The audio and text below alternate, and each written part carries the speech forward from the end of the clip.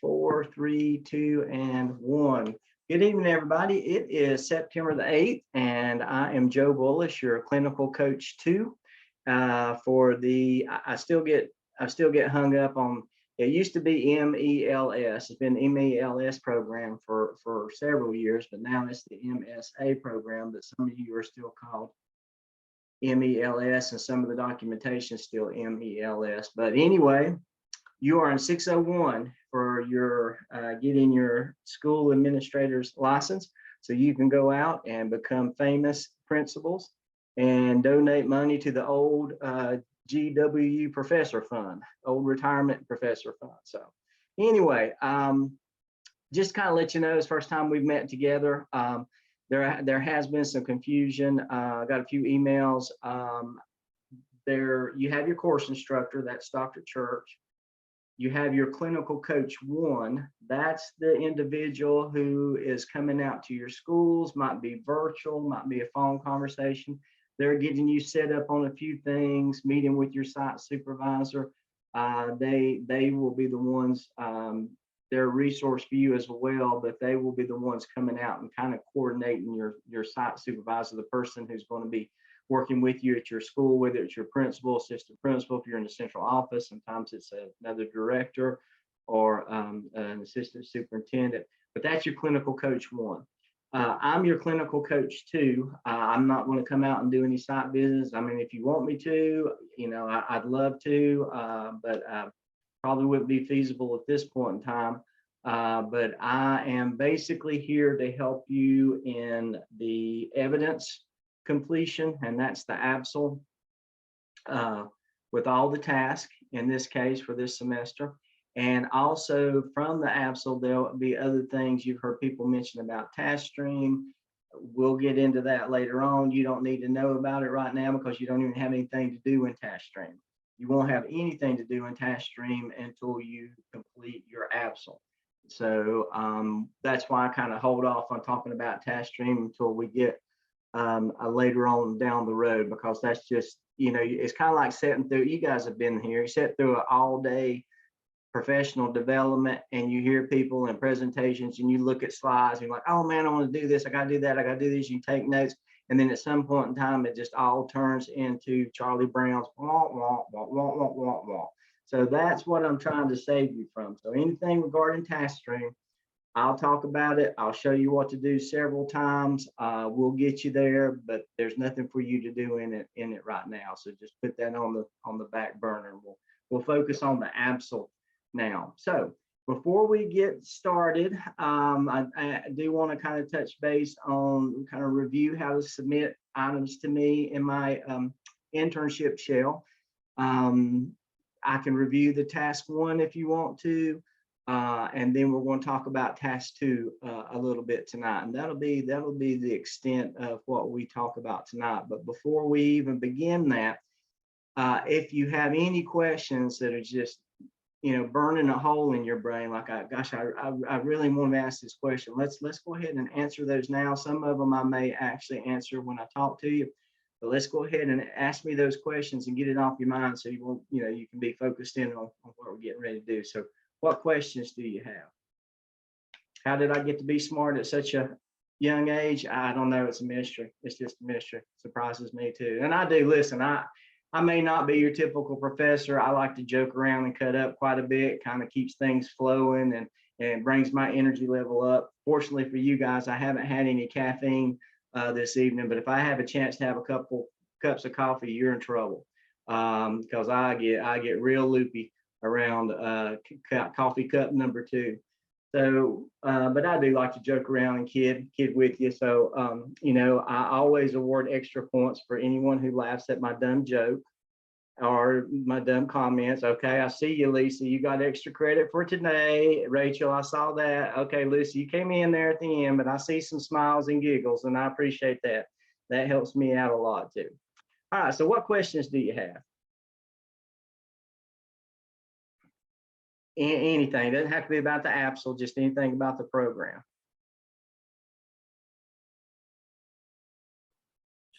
So I was looking kind of over the example that we got.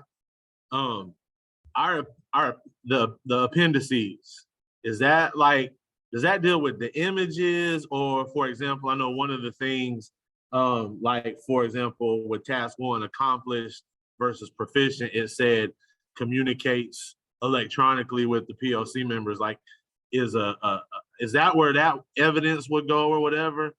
Is that how that works? Yeah, that's great. Yeah, there's basically 3 type of visuals that you're going to put into your narrative as you go through the program. It can be a table, and by table I mean what we're getting ready to talk about, selecting your participants. A lot of people put that in the table, like this is participant 1 and what their title is or whatever. It could be test scores, that stuff that just kind of goes into a Microsoft table.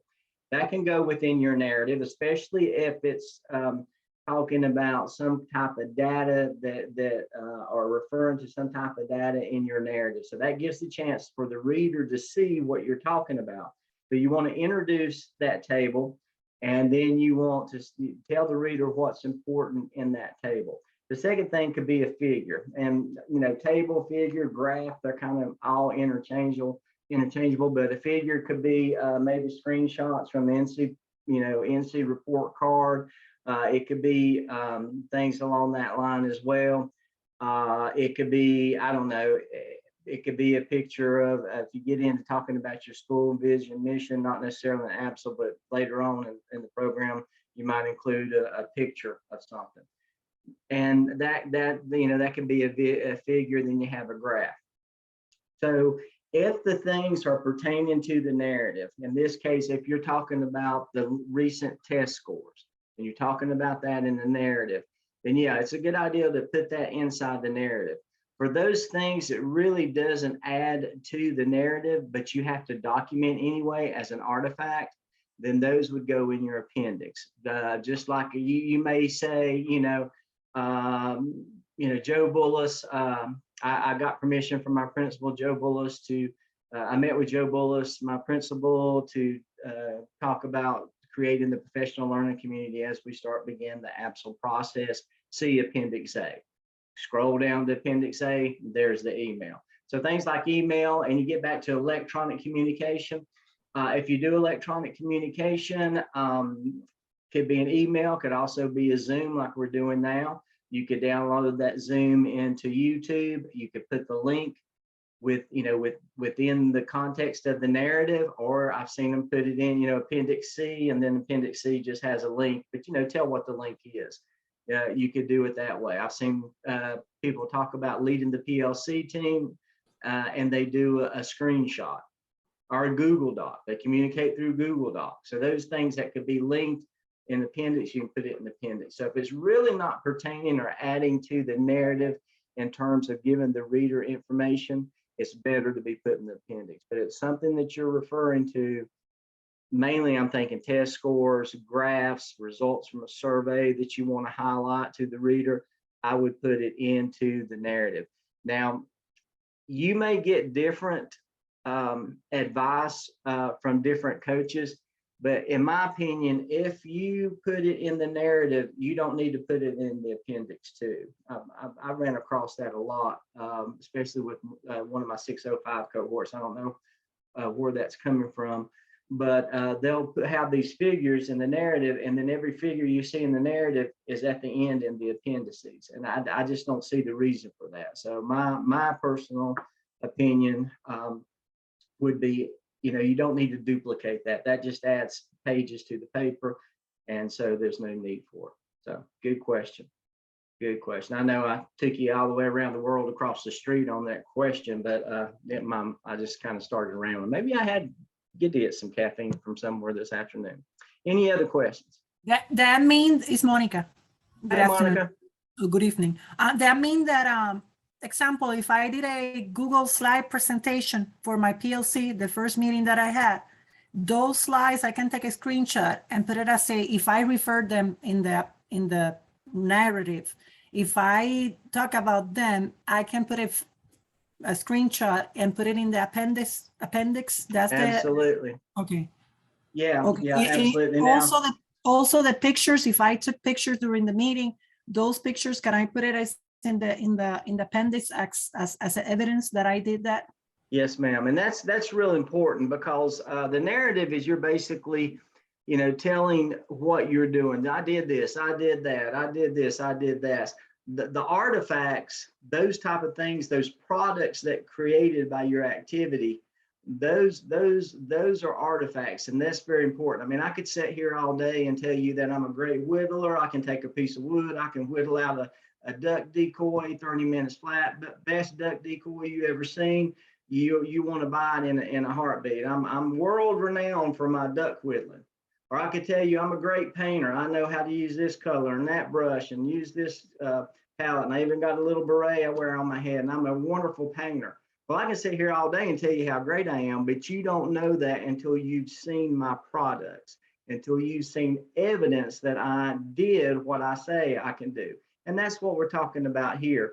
There's one thing to tell the story in your narrative, but just through the very nature of what you're getting ready to do, you're going to create artifacts, you're going to create products, you're going to create PLC agendas, you're going to have minutes from the meeting, you're going to take pictures. Those are those artifacts you need to collect because they come in not so much important here as you write the ABSL, but very important later on in the program where you work in task stream. You'll be using those artifacts later on. So that's why you want to go ahead and collect those now. Go ahead and put them in the appendix where you know where they're at. Yeah, great question. Thank you. Yes, ma'am. My pleasure. Any other questions? And I have a question. Yeah. Hey, Chandra. How are you? I'm great. Thanks. So at what point do we submit our draft to you for, do we do it after the second peer review? Or oh, wow, what? you must have read my mind. You must be psychic because that is a perfect segue into what I was getting ready to talk about. Okay, So you're doing your PLC research, you're getting your 5 sources, you're getting permission from your principal, so you're writing task 1 and you get done with task 1. You have your peer review, you do your peer review, you turn your peer review form into Dr. Church. At that point in time, he's going to ask you to see that draft. So after you've had an opportunity, oh, there's another thing I was going to tell you guys. On our recordings, I know a lot of times it's hard to take notes and listen to me and focus in, and then later on you're thinking, oh man, I want to go back and watch that recording, but where did he talk about da da da da da da? I always tell my students, if you'll just kind of note the time, like at 7:13 now, and if I say something that you want to come back to or that you might want to refer, just look at the clock and jot down the time. So if I said something important just now about saying something important and you want to go back to the recording and listen to me about saying something about being important, well, it's 7:13. So then you can just pull up the recording, fast forward to 7:13, and there it is. So, but anyway, on task 1, you after you do any revisions that you think you need to do after the peer review, you send it to Dr. Church at that time. Dr. Church will read it. He will give you feedback. You'll have the opportunity to do revisions again based on his feedback. And then at that point, after that, you send it to me. So after you got revisions from him, he'll instruct you to send it to me, and then you can send it to me, and then I will begin kind of the final review. And how we begin the final review is we go to my Blackboard shell. And thank you for that segue. That was awesome. All right, so here we are. You should be looking at my Web Connect screen. Stephen, give me a thumbs up if you can see that. Awesome. Thank you, sir. Thank you. I appreciate that. You go, let me get on Blackboard here. Okay, this is really important. If you'll see, I'm gonna move some pictures around so I can look at the screen here. All right, I have a 697, I have a 698. I'm actually enrolled as a student in your Dr. Church's course shell, but you will find mine. It'll look a little bit different because I've got several different things than you do, but where you want to look for me at in my clinical internship shell, it has my name in it, Bullis. That's the one you access. If you click on these and you put something for me in either one of these, I won't get them. Those are template shells that the university builds, it would be great if I just had one class and I was just teaching one cohort, but I teach multiple cohorts, so I prefer to have all of my candidates in the same internship shell. So Dr. Lamb was gracious enough to let me build this one. And so everybody that I work with is in this shell. So you click on the bullet shell. You got your Absol Task 1. Dr. Church said, yep, send that over to Joe. Let him take a look at it, see what he says. So you go to my Blackboard clinical internship shell. It says it right here, MELS clinical internship, Bullis, _Bullis. Go down to Absol Task for Review. You'll click on that. Then you'll click, and I'm not going to click on this because I don't need to send anything to myself, but you'll click on Absol Task 1 for Clinical Coach Review. That's when I'll get notification that you've uploaded your Absol task. I'll look at it. I'll give you feedback. It may very well be, hey, this looks great. I can't give you any suggestions to make it any better. It looks like a 4 or 3 or 4 now. So go ahead and submit it for a grade. So I don't collect any grades here. This is just, all we do here in this task for review is just revise the paper if it needs revising. When I'm ready to take a grade for it, and I know it's a little bit different than what Dr. Church, we talked about it last time, I'll ask you to put it in the evaluation Dropbox. That way we can stay in the same discussion thread. We can talk back and forth. We can add comments. You can upload several versions of your draft. All here, we get finished for revising it. And I don't want to give you a grade until I can give you 100. And I think to me, that just flows better with what we're doing. I don't want to give you a 50 and then send it back to you and then revise it to an 80 and send it back to you and revise it to 100. When I'm ready to take a grade, it's 100. So we'll do all the revising here. And then I'll say, at some point in time, I'll say, ready for evaluation Dropbox for grading, or send to the Dropbox, or ready for the evaluation Dropbox. At that point in time, you take that draft of the Absol task and you drop it in here. You go to Absol evaluation Dropbox. This is see, the other one said, coach for review. That's where we're revising. When we take a grade, it's going to say evaluation. That's where I take a grade on it. Now, don't worry about it. It happens every semester. I've been doing this for, I think, what did I say? This is my 17th year. And ever since we've been using this Blackboard shell and this process, every semester, somebody will drop it in to be graded before they get they drop it in for review. And if that happens, it's no problem. It's not going to penalize you or anything. I'll just give you send you some comments on about what to do. But you always put your task in task for review first, and then I will let you know when to put it in the evaluation Dropbox for grading. Then after it's graded, we move on to the next task. And then when you get all of the tasks done, when you get task all the way through task through 5 in the comment section, I will tell you what to do past that point. Okay. So right now we'll just focus on task 1. I'll go over this again, if anybody needs me to in future sessions, especially when we talk about task 5 and what to do after you complete task 5. Any questions on when and how to submit to me? Do your peer review, send it to Dr. Church, then send it to me, and then I'll guide you to the promised land from there. Any questions on how to submit to me? I have one more question. Absolutely. So for each task, you only want that task loaded. For example, when we make it to task 2, you don't want task 1 and task 2 on that one document, correct? Boy, I tell you what, I'm gonna have to give you extra credit tonight because you're hitting some good questions. That's what I'm talking about right there. That's right. That's right. So that's a great question.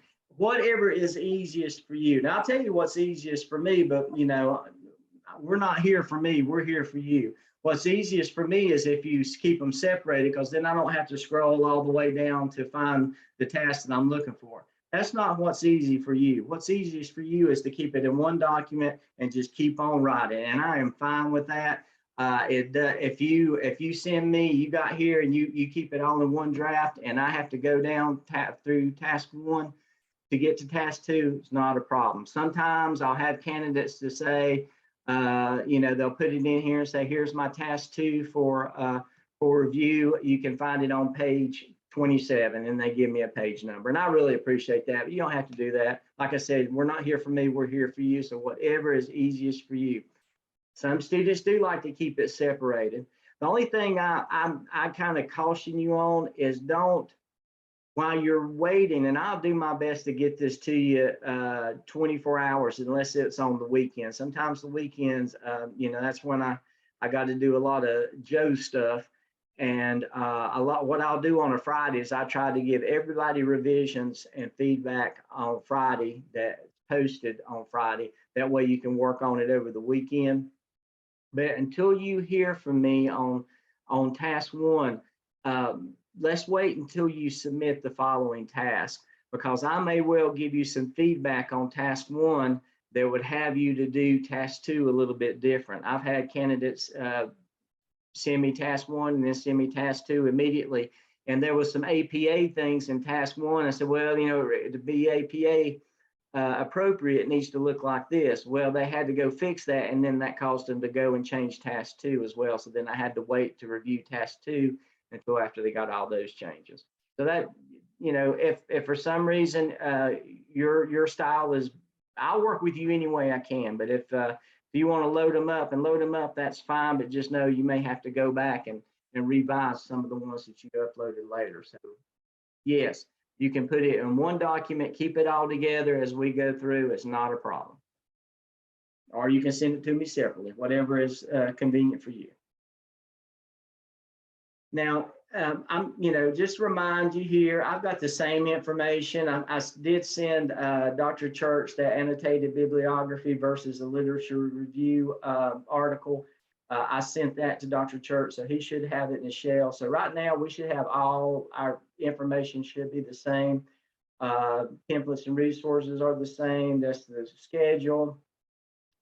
When I get finished tonight, what I will do is I will send you, maybe in the morning, but I will send you an email, and the email will have the link to the YouTube video that has this recording, but I'll also load it up here into the video library. So if you want to go back and find it later, just go to, don't worry about these, this will come later. I'll let you know when it's time to watch those, but you go to file 22, go to MSA Church Bolus, and the video from tonight will be here. That's basically, if you need a copy of the handbooks, once again, this is the scale handbook. To my opinion, that's the best thing you can look at to get guidance on how to complete the evidence, meaning the APSL.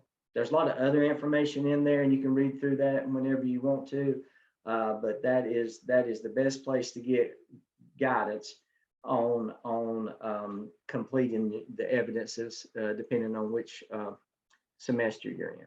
So any questions on Blackboard? All right, so speaking of the scale handbook, that's what I'm going to go to now. So let's see, somebody give me a thumbs up if you can see the scale handbook. Great, thank you very much, I appreciate that. This is the way it always does. Zoom always used to work like this. And I think it was last year sometime, or maybe a year and a half ago, they did some changes. And if you switched from one share to another, even if you were in screen share, it threw you out. So I'm glad they fixed that little glitch, or at least that was the experience that I had. So the scale handbook, and we are talking about the APSL. This gives you information on the APSL. This is kind of an overview of each of the tasks. You've got 5 tasks in the APSL. Gives you some information, some terminologies. These are the 21st North Carolina competencies for school executives that you will be working through. So as you work through the APSL and all the other evidences, you will give evidence and show that you are competent in all 21 of these by the end of the semester. We'll talk about these a little bit later on. Don't need to worry about them right now. So we talked about task 1. Any other questions on task 1? Here's some potential artifacts, that you may collect in task 1. Video clips, we already talked about that. Electronic communications, meeting minutes, photographs, letters, electronic presentations, web pages created by the PLC, the data presentation software, that's just some potential artifacts. Doesn't mean you have to do any or all of those. It's just giving you some suggestions. Hey, I got a quick question about Yes, task sir. one. How like, I know we had to have a school overview. And I know you want us to kind of touch base on our school system with that. Like, how in depth do we have to go with our school system as far as the overview of that goes versus the overview of the school? Yeah, just how it functions within the district. It doesn't have to be very detailed. Just kind of, I'm not looking for pages and pages and pages of stuff just to show me that, we're going to make a big, thick draft here. Just general terms. Once again, if I read it and I feel like it's missing something or might need to add something in, I'll let you know. But it doesn't have to be in depth. It doesn't have to be in depth. Yes, sir. So everybody doing good on your PLC research? I do, right there, I know the rubric says 3 sources, but to do it good, it needs to be 5 sources. Remember I talked to you about it's not about what a PLC looks like or the history of a PLC, but what research and literature is out there that tells you how to create a PLC that's going to guide you as you create a PLC. The 3 big ideas, the essential questions, what do we want students to learn, how are they going to learn it, what are we going to do if they don't learn it. Those are some major things that you need to show in that PLC research. Selection, who's going to be on your committee and what's their role, but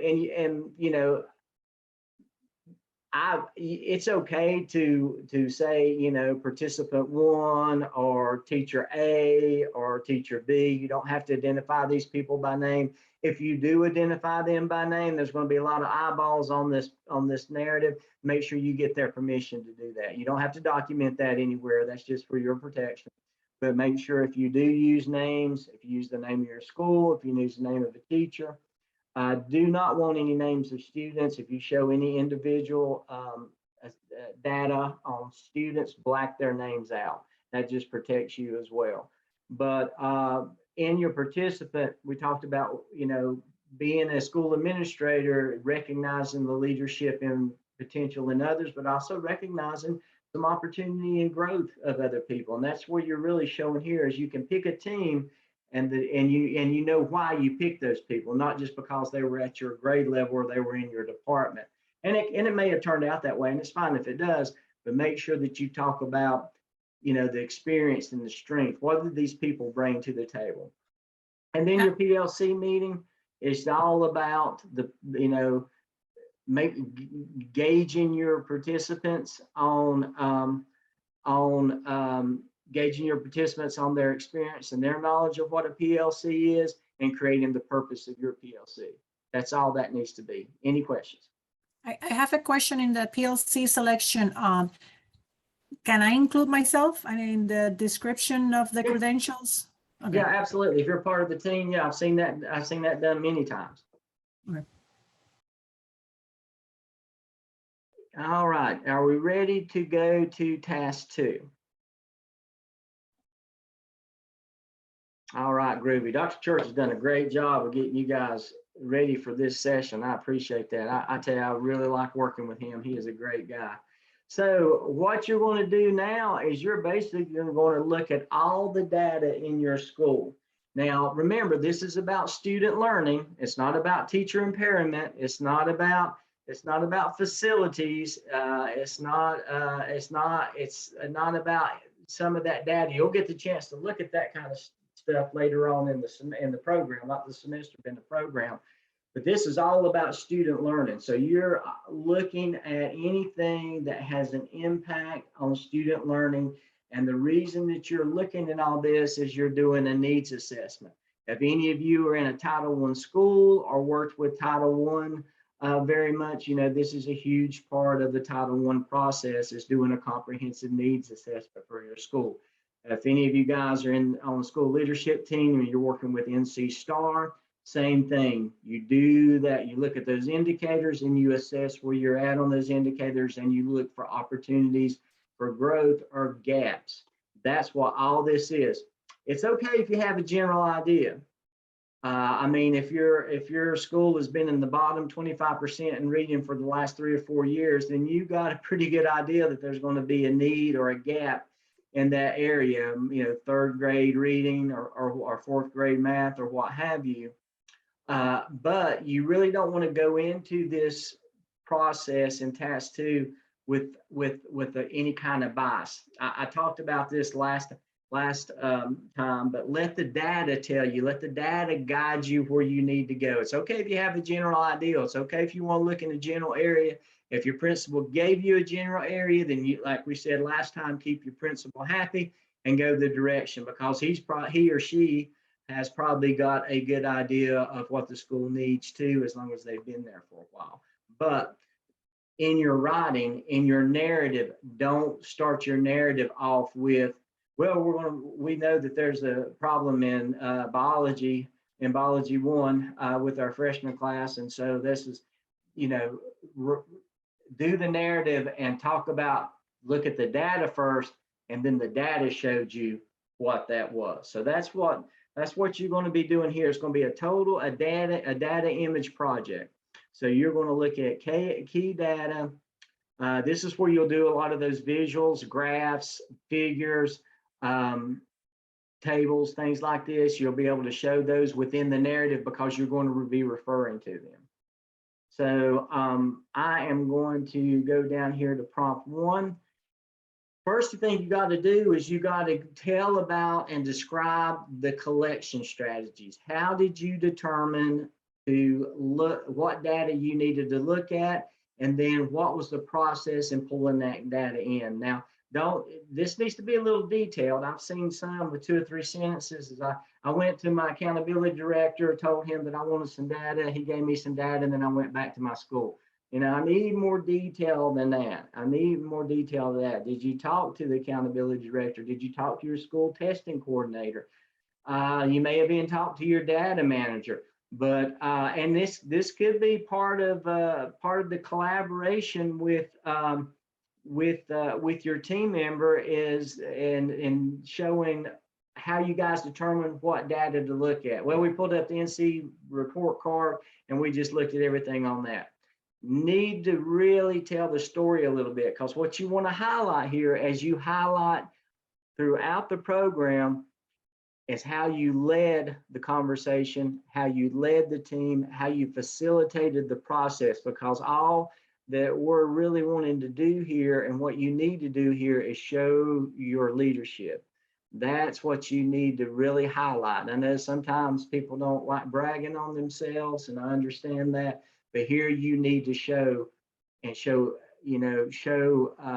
how you led the team and how you facilitated and your leadership potential. So you talk about that. I did this, I did that.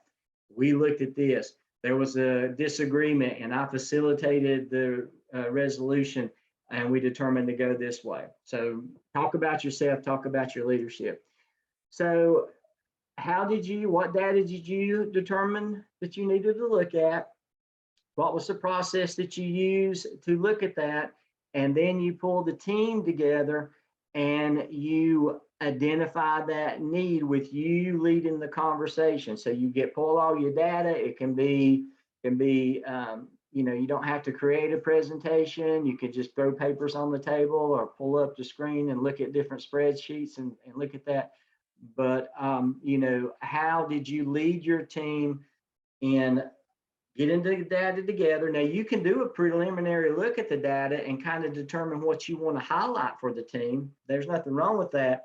But then at the end of the day, it needs to be you and the team determining what the needs are. What's the most pressing need based on the data? Here is an option, it says video. So if you want to do a Zoom meeting and record it, that's an option for you. It's not mandatory, but if that's your thing, then you can certainly do that. So that's prompt 1. That's all the first part of it. Now, and this goes a little bit different in what we kind of talked about is embedding the data graphically as you go through the narrative. You can at the end put your data visuals at the end of the narrative in prompt 2. So whatever's best for you. Now, I'm not talking about an appendix. I'm still talking about the narrative, but you can talk about your data collection strategies, having the meeting, looking at the data, having a collaborative conversations about what you need to be, get all that kind of wrapped up. And then the next session could be the data presentation. And then you highlight the different pieces of data that you looked at, but you don't just put the visual up there. You introduce the visual and talk about the importance. Tell the reader what's important about this graph, what's important about this screenshot. And as you introduce that figure 1, figure 2, they all go in sequential order. If you end in figure 4 on task 1, then the first figure you show in task 2 would be figure 5. So they all go sequentially. Even if you send it to me task 1 and then send it to me task 2, keep your figures sequential. I've had people restart their numbering and had to catch that and correct it. So that's prompt 1 and 2. So now let's go down and look at the rubric. What does the rubric say about this? That's task 1. This is what we're going to look at. And these could be basically the sections of your paper. Okay, excuse me just a minute. My mouse went a little haywire here. Oh, there we go. Let me just use this. Okay. So the first session can all be the first, subheading can be all about your data collection strategies. And then you identify the most pressing need. And then the second section can be the charts, the tables, the visuals that you looked at, and then support the conclusions that you and your team have. And this is something you need to show throughout everything that you write, is you provide evidence. And by evidence, I mean just the process. It doesn't necessarily need to be artifacts, but just the process of how you effectively led this team with the discussions and the collaboration and identifying the specific need. And that's all about task 2. Task 1, you got permission to create a PLC. You told the reader that you are qualified to create a PLC because you've done the research. You told the reader who was going to be in this PLC and the purpose of the PLC.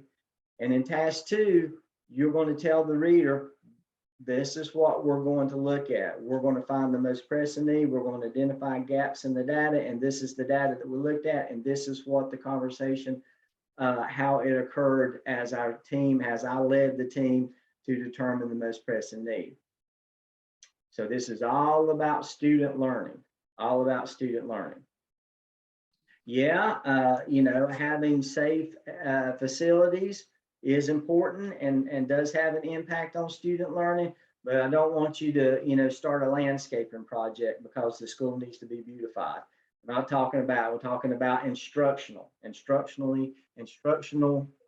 opportunities for growth. Any questions on task 2? Okay, I have a question.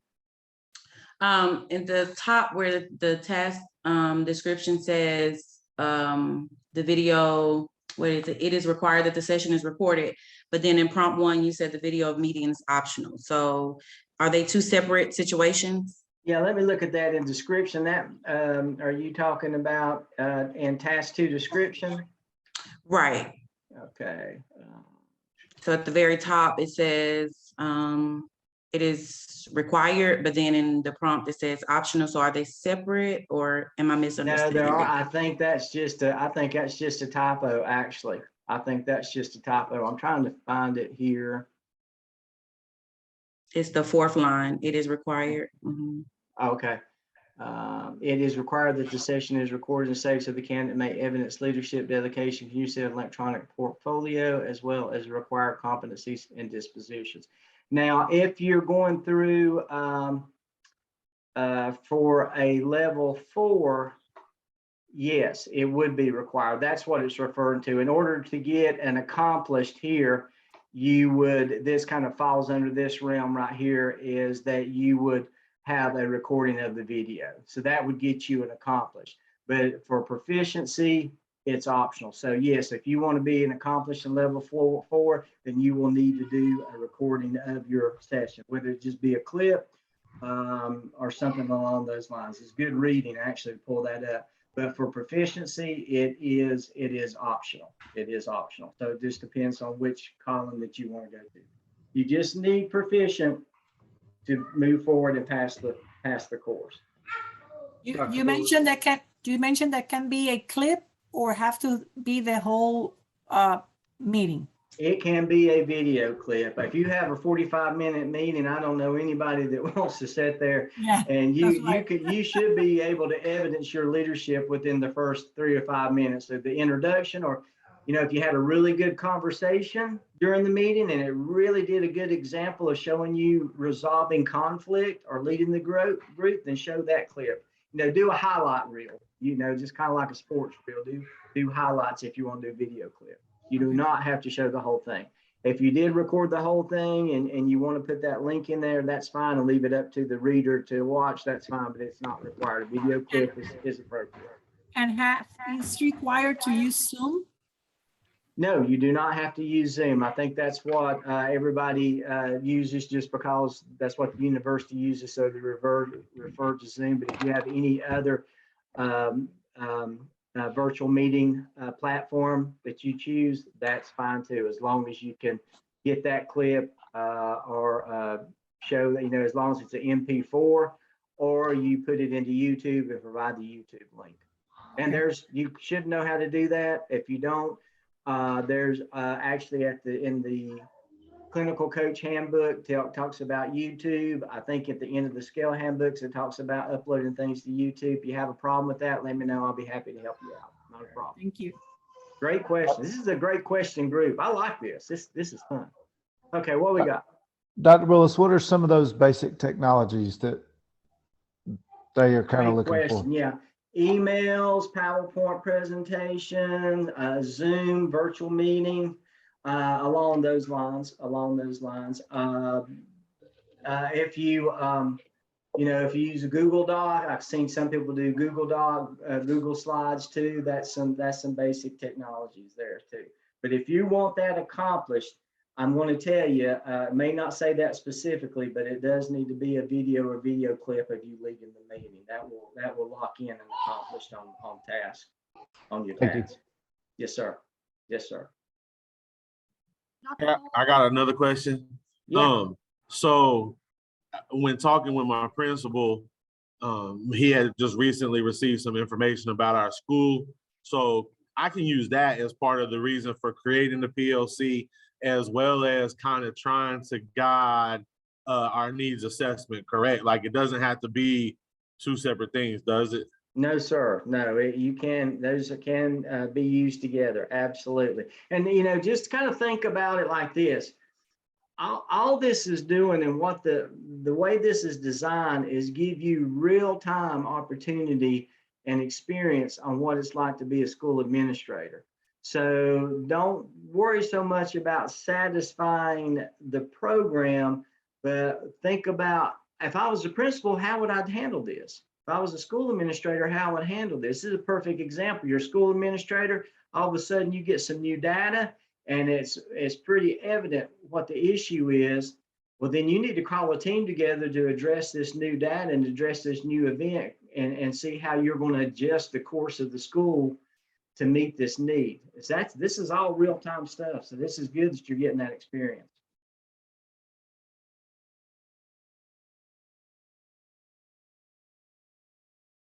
Any other questions? I've got a question. Yeah, sure. Hey, Courtney. Hey, so during our first meeting, some of the discussion already went to the data that we could potentially look at and start using. Is it okay that I include that in the minutes? Yeah, if that's what happened, then yeah, absolutely. That's just part of being a good conversation. That's not the focus of the first meeting, but if it happens, let that be, as you wrap up task one, kind of let that be a conversation that transitions you into task two. Yeah, and then you have the follow-up meeting and really dig down to see, hey, this is what we thought we might find. Well, this is what we found. Great question. Okay. Yep, good stuff. And I still haven't got a battery for my clock. Looks like I'm holding them up, doesn't it? That's cool. I still got to fix that. So you guys forgive me. I got a lot of to-do stuff around here. All right, it's 7:45. I will stay on as long as you want me to and answer any question. That is pretty much what I was going to go over. Does anybody need me to leave this up? I'll just move. I'm going to stop sharing unless you want me to leave this up. Okay, cool. Okay. All right, so remember, yes, sir. So in the selecting of the PLC process, kind of because I teach a tested subject, so I kind of knew or had an idea where it was headed. Is it okay if I selected people for the PLC that kind of have access to certain types of data versus like historical data versus current data versus that kind of stuff? Yeah, I think that's just being a smart administrator. Yeah, absolutely. Okay. Yeah. Don't mean to, lock you down so much. I've just seen people in task one, I've seen candidates just automatically dive into the data review. Right. First, you need to establish your group and you establish the dynamics of that team before you start tackling on some of the bigger rocks in your garden. So that's just why I wanted to flow, the content to flow appropriately. So the evaluator really has an idea to say, okay, they know how to create, they did some really good research. They had that great first meeting. They took some care of that first things that need to be taken care of in a PLC team.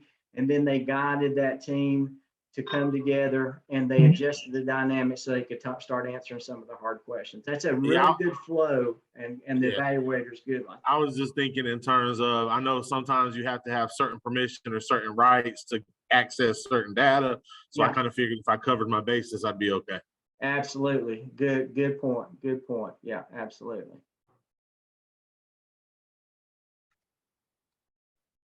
All right. Anything else that I can help you with this evening?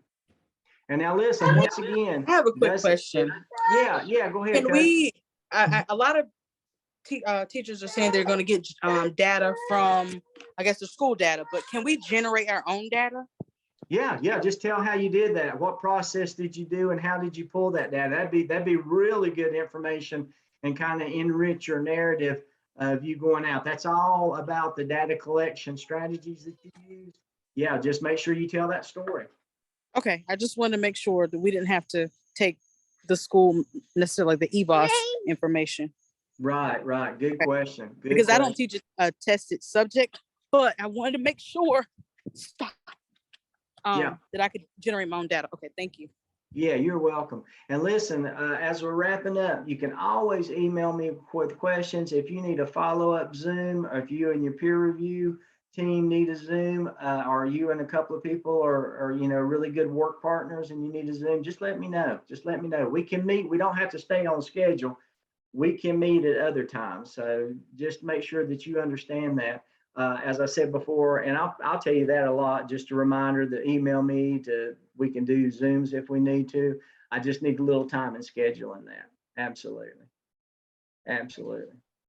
Which I do need to let y'all know. I'm sorry, Lucy. I do need to let y'all know that I am going on vacation next week, but I will still look at my email and be looking at Blackboard. I'll probably be doing it early in the morning. So just to let you guys know that if there is a delay and I don't respond to you within the hour, just give me a little bit. I'll check in with you. So just go ahead and let you know.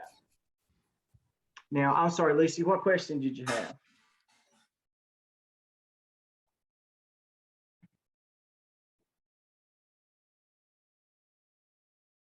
Any question? I thought somebody's getting ready to. Yes. If our other clinical coach hasn't reached out yet, should we be concerned or just kind of wait? No, I'm glad you mentioned that. Absolutely. If your clinical coach one has not, and they are different people, they're not all the same person. If they have not reached out to you by the end of, by tomorrow, send me an email next week and let me know. So if you don't hear from them by the end of tomorrow, just send me an email and let me know that you haven't heard from your clinical coach one, and I'll forward that up to the appropriate person, and then they'll see what's going on there. Thank you. Yeah, great question. Yeah, Rachel, did you have a question? I do, but I wanted to see if I could talk to you after class real quick because it's specific to my my work my research. Yeah, sure. I do. Somebody had sent me a chat message and asked to stay on too, and that's fine. If you don't mind waiting around, we'll do that. Absolutely. Yeah. I have a question, but it's not related so much for task 1 or task 2. I don't remember well, but Dr. Lamb said in one of the classes that we have or seminars or whatever, that for this program, I think that they changed the rule of having a praxis or something at the end of the program. What was that about? Yeah, that I'm not really too familiar with that either. That is a new development. My understanding is now that there's a praxis or an assessment of some kind that you need to take. But that just kind of all played out this summer, and I never did get any training on it. If you have a question about that, Dr. Church may know, but I would certainly email Dr. Lamb and ask him about that, and he can give you the details on that. Okay, because Yeah, I was I'm sorry, I couldn't help you with that one. Or if you Don't want me worry. to email Dr. Lamb, I'll be happy to email him and get some information and get it. Yeah, because I was confused. I didn't know if they canceled like the test or they put the test for requirement, or I don't know if only the portfolio. I was a little bit confused about that. Yeah, I'll try to get a follow-up on that. Make myself a note here. I'll try to get a follow-up on that and get that information out to you guys. Or get Dr. Church to address it next week when he meets with you. But I need to find out what the issue is there as well. Thank you. Yeah, sure. I'll make a note here.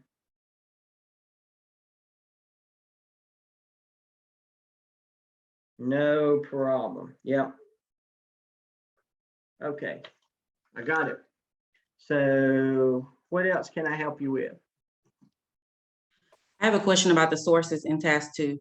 Okay. So do we have to source anything major? Because I don't see it on the rubric. I mean, clearly we explain like where we getting the data from, but as far as like citing the sources. Yeah, if you're talking about, you're pulling in test scores off the NC report card, you don't have to be so formal about that if it's pretty much in the public domain anyway. Now, as far as your research of what it is to be a PLC, that needs to be APA reference. Right. Yeah, but if you're pulling things off your website, you can just say, at Joe Middle School, online, this information was pulled out, or NC report card, you can pull that, because that's just real general stuff in the public domain. If it's test scores that came from your testing coordinator, really be hard to to reference that. So that is not a problem. Yeah, great question. Thank you. Yeah, these are really good. You guys are good at asking questions, and that has benefited the whole group. This is a really good group. I'm really enjoying this. And I don't say that to every group. And you're going to say, well, you say that to every group, and then you say to every group that you don't say that to every group. Well, I don't say that to every group, but you just have to trust me on that one. For tax number 2. Oh, Monica, I don't know if you can hear me, but you froze there for a second. Or it might be me. Yeah, I think it's me. My internet.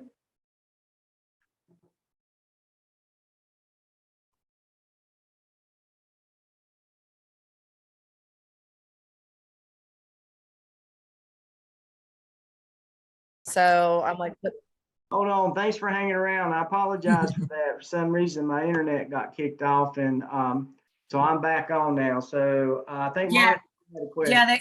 The question that I had is, if for task 2, I need to have appendix like the tax number 1, the reference, all the step that I have like at the end of task 1, I need to have that, or is only for tax number 1? I know that we're gonna put charts on it, that we're gonna do the narration, all the information that I have, and then charts. But at the end, I need to have appendix. I have to have the reference if I quote something or whatever, or only finish with the last task or the last prompt, and that's it. Yeah, no, go ahead and do that part. As far as references goes and appendix go, go ahead and keep that a living document and add to it each time. Because what I do, part of what I do is my fidelity check is I'll look at your references and make sure that everyone you reference, I can find them somewhere in your narrative. And then if it's in your narrative, then there's a reference for it. And if you refer to an appendix, I can pull down and see that. And then you just add to it as you go from task to task. Add it to the first task, or do any one for task 2? Well, if it depends on how you send it to me. If you're going to keep one document and just keep adding to it, then you can just keep adding to everything. But if you want to separate task 1 and task 2, then you'll need to have anything that you talk about in that task. I'll need to be able to see the reference for it at the end, even if it's an appendix. Yeah. Okay.